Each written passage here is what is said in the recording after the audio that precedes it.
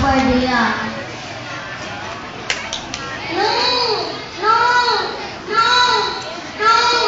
Please, Uncle! Please don't! Help! Help! Help! I was once a happy kid. Yes, I was. Because I had nice friends. Miriam, Jenny, Charisma, and Melanie. I had happy moments with them. But that was before I became 10 years old. I am the only child in the family. My dad passed away when I was 5 years old. Being left alone by my dad, Mom was forced to work in a garment factory. She had erratic schedules. At certain times, she took the day shift. At other times, she took the night shift. Who took care of me when Mom was out? I could surmise. That's your question now. Well, I just had to whenever Mom was out. I was not alone. Of course, Uncle Rolly was with me.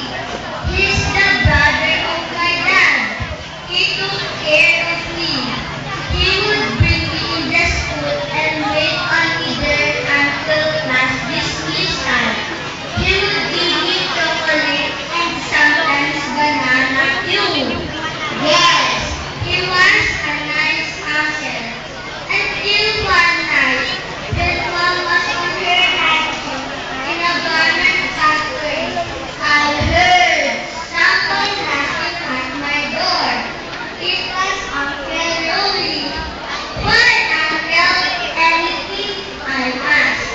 I thought he would tell me about my 10th birthday the following day.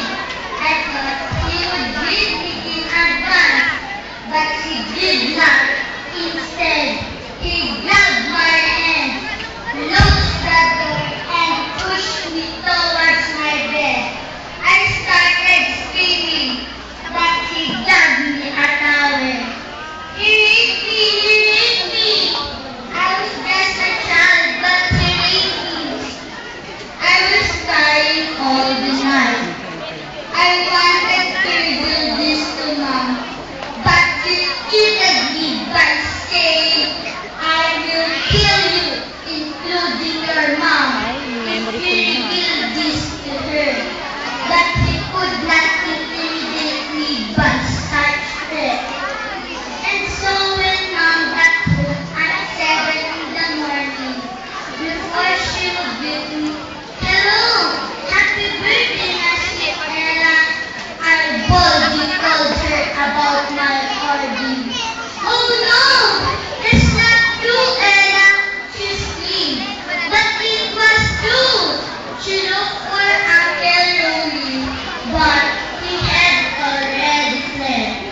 How many Ellas today who have become victim of rape and still seeking for justice? How many are Christian brothers and sisters who really care for victims like me? Mary, our mother, shed her tears for me and for all those who has been trampled upon. But how many are parents shed tears for their victimized and lost children? Mary, in the midst of uncertainties of her life, was able to say, yes, Lord, be it done to me according to your word, in order to be mother of God's Son. But how many are you, women of today, are willing to sacrifice of their life for the sake of your innocent children? Mary, our cause of joy, appeared to Maxine and Melanie at Nazareth and San Francisco, Jacinta and Lucila at Fatima, with her greetings, come, dear my children. Do for you. But how